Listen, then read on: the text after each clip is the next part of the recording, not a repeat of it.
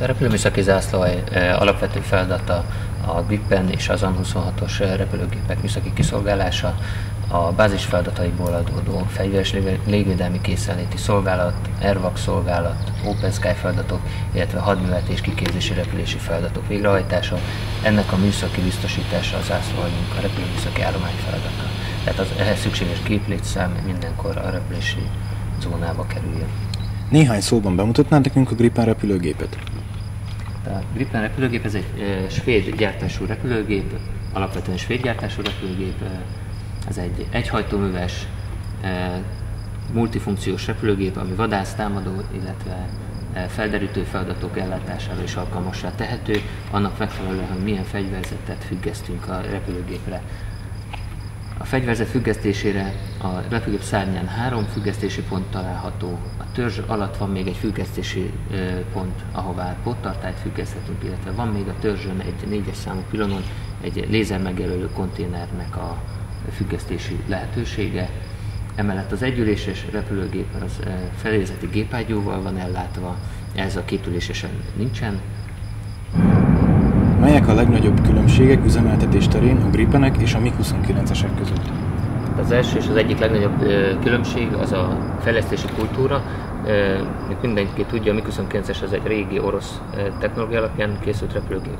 A Gripent azt mondhatjuk már nyugati üzemeltetési kultúrában üzemeltetett repülőgépnek. Ennek megfelelően hatalmas különbségek vannak a repülőgépen. Gripenen jóval kevesebb a specifikáció a mi szintünkön a repülőműszaki állomány között. A MiG-29-esen 6-8 különböző szakágcsoport dolgozott a repülőgépeken, akik mélyebben ismerték és mélyebben hajtottak végre műszaki feladatot a repülőn. Ez már Gripen esetében már nem annyira jellemző. Itt, hogyha esetleg különböző, mélyebb szakmai munkákat kell végrehajtanunk, akkor ahhoz a gyártói szakértőket kell kérnünk és ide rendelni munkavégzésre. Vagy a repülőgépet kell kirepülnünk Svédországban. Milyen időközönként szükséges, és mit akar egy JAS-39 Gripen nagyjavítása? Hol végzik ezeket a munkálatokat? A repülőgépen alapvetően 200 óránként történnek időszakos munkák, mélyebb időszakos munkák.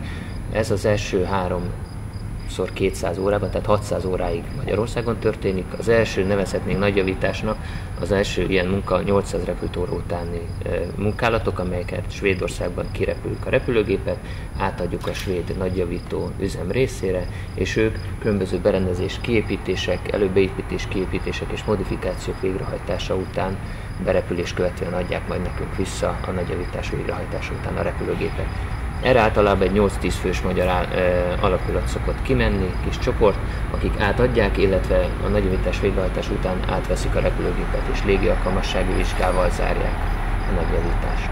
A repülőgép repülésre való felkészítésének egyik és legelső mozzanata, hogy a repülőgépnek a külső szemrevételezése. A külső szemrevételezés során a repülőgép úgynevezett sárkány szerkezetének, mondjuk ugye a borításának az állapotát nézzük meg elsődlegesen, tehát semmiféle mechanikai sérülés, deformáció vagy rendellenesség nem megengedett a repülőgép külső felületén.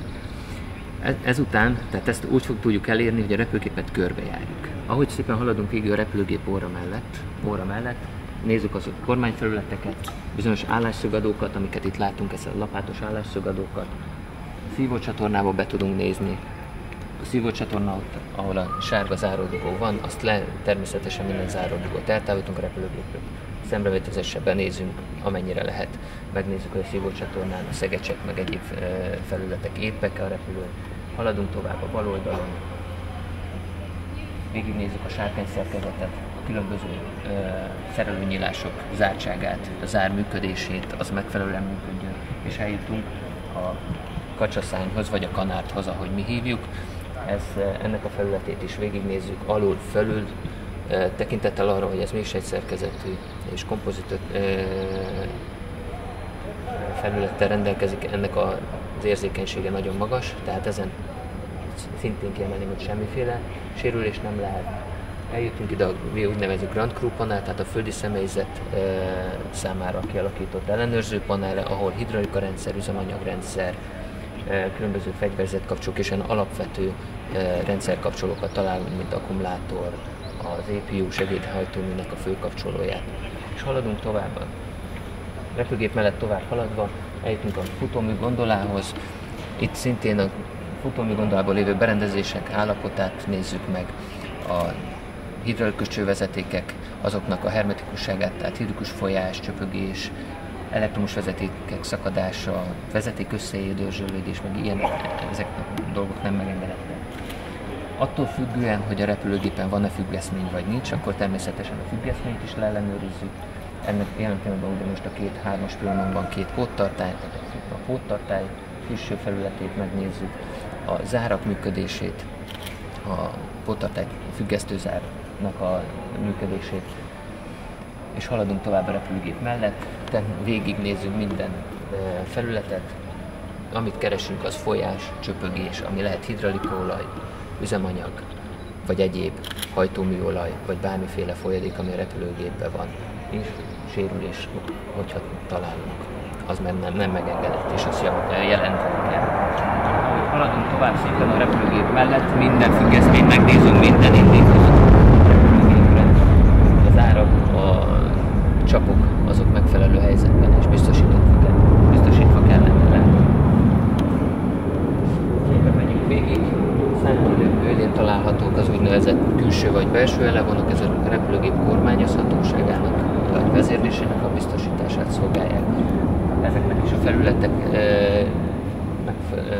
kellően érzékeny, tehát ezen sem lehet sérülés, nagyobb deformáció, hogyha van, akkor fel kell venni kapcsolatot a gyártóval. Haladunk tovább, ugye a repülőgép hátsó részéhez értünk, itt ez nagyjából ez a terület, ez a hajtómű beépítési zóna. A hajtóműhöz előkészítés során alulról férünk hozzá, itt alul láthatjuk a hajtómű ellenőrző nyílásokat. Itt van például egy, ezt megnyitva olajszintet, mágnesdugókat tudunk ellenőrizni. A mágnesdugón fémes szennyeződést keresünk. Hogyha az van, mivel nem megengedett, ez szintén attól függően milyen méretű és mekkora mennyiségű szennyeződést találunk, mágnesezhető szennyeződést, akkor azt jelentjük, és vagy kivonjuk a hajtóművet az üzemeltetésből, vagy adott munkát kell végrehajtani. Jó. Itt az a részen van még egy-két ellenőrző panel, ahol a repülőgép segédberendezésház, az arra felépített berendezéseknek az állapotát nézzük meg, olajszintet ellenőrzünk a generátorban, a hidraulika rendszerben, és amennyiben ezek az olajszintek rendben vannak, vagy ha nem, akkor természetesen utántöltésre van lehetőség. Beállítottuk a megfelelő szintet, akkor szépen lehet haladni tovább, haladunk végig a repülőgépen. Hátrafelé nézzük a kormányszerveket, a kormányszerveket, ahol lehet ellenőrizni. Itt ez egy hidraulikus munkahenger, nevezzük munkahengernek. Itt lehet folyás, csöpögés, hogyha találunk, akkor az szintén nem megengedett. Törzsféklapot ellenőrizzük, és eljutunk a fúvócsőig, ugye ez a hajtóműnek a leghátsó része. Fúvócsőt kívülről ellenőrizzük, a fúvócső külső és a belső állapotát is megnézzük. Mennyiben szükséges, természetesen mindig szükséges, a repülőgép gázkielmás, sebességfokozó és az utánégető tér állapotát tudjuk még természetesen lámpával ellenőrizni. Itt is megvan az, milyen deformációk megengedettek, milyen sérülések engedettek, hogyha határértéken kívül vagyunk, akkor további munkák szükségesek. Haladunk tovább a repülőgép bal oldala. Itt van még az indítóhajtómű, vagy APU, ahogy mi hívjuk, ezt is ellenőrizzük. A repülőgép kiegészítő segédberendezésházát, annak az arra felépített berendezéseket szintén ellenőrizzük. Megyünk tovább. Bal oldalon szintén az elevonok, egyes pilon, ha esetleg erre függesztve van imitátor, akkor annak is a rögzítettsége, azt is ellenőrizzük.